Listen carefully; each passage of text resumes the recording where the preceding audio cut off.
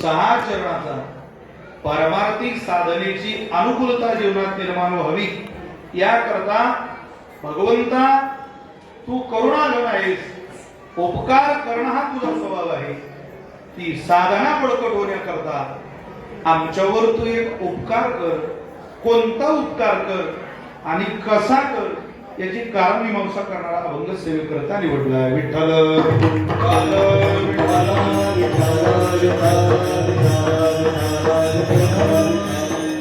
आपली दर महिन्याची वद्यवारी आणि वद्यवारीची ही आईसाहेबांच्या दरबारातली सेवा आहे.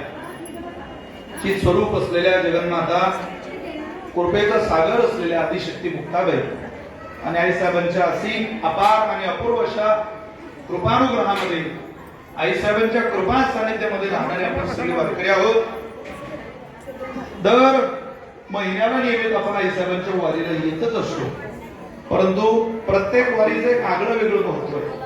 जसं शिवरात्रीच्या वारीला आलो का आपण ती चांगदेव महाराजांच्या अनुग्रहाची वारी म्हणतो, तसं ही मार्गशीर्ष महिन्यातली मासानाम मार्गशीर्षोहम ही मार्गशीर्ष महिन्याची वारी म्हणजे स्वानंद सुख निवासी गुरुनामगुरु मुक्ताबाईचे नितांत उपासक यांनी हयात आणि मी गेल्यानंतर, मी आईसाहेबांच्या चरणावर लीन झाल्यानंतर सुद्धा या सेवेत कधी खंड पडू नये असा जीवनभर आग्रह केला.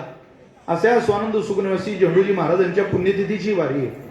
उद्या महाराजांची पुण्यतिथी आहे आणि त्या पुण्यतिथीची ही वारी नाही, संतांची महावारीच आहे. आणि या महावारीच्या निमित्तानं वारकरी संप्रदायामध्ये संत तीर्थाला आणि देव तीर्थाला खूप मोठं प्राधान्य आहे. तसं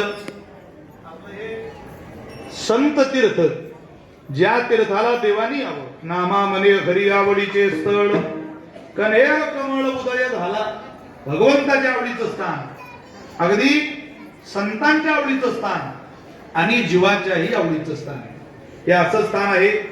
त्या स्थानावर केलेल्या सेवेचा कधीतरी मेवा मनुष्याला मिळत असतो. जी जी मंडळी या स्थानावर सेवा करून गेली त्यांना त्या सेवेचा मेवाच खायला मिळाला.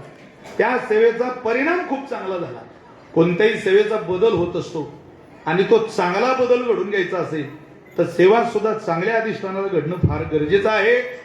आपल्या परंपरेमध्ये अशा अनेक महात्म्य होऊन मी कालच पैठण भागात कृष्णापूरला कीर्तनाला होतो, बीड किल्ला. तिथं आपल्या फडाचं वारकरी वैभव उभ्या महाराष्ट्रामध्ये परिचित असलेलं वैकुंठवासी प्रातस्मरणीय जगन्नाथ बाबा अंजाळेकर, त्या जगन्नाथ बाबांची सुरेख सगुण मूर्ती पाहिली की ज्याचं परमार्थात चित्त नाही त्याचंही चित्त स्थिर व्हायचं. अहो, ते बोलायच्या अगोदर त्यांचं रूप पाहून सुद्धा, त्यांचं ते वारकरी जीवन बघून सुद्धा सहज माणसं या प्रवाहात यायची. का?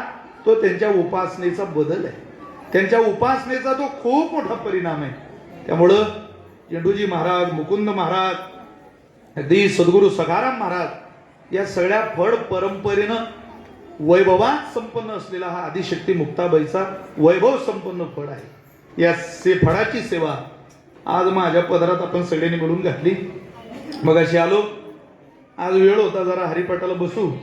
एरवी काय आपल्या नशिबात हे योग येत नाही, पण मुक्ताबाईने आज पुण्य उदयाला आणलं आणि हरिपाठही घडला. म्हणजे मी हरिपाठ घेत नाही असं नाही, पण तू इथं होत नाही, आईसाहेबांच्या दरबारात होत नाही. मग उद्धव काकांची भेट झाली. काका म्हटले तुम्हाला, काका आणि संदीप महाराज होते, तासभर सेवा करा. कोण मुक्ताबाईच्या सेवेला नकार देईल?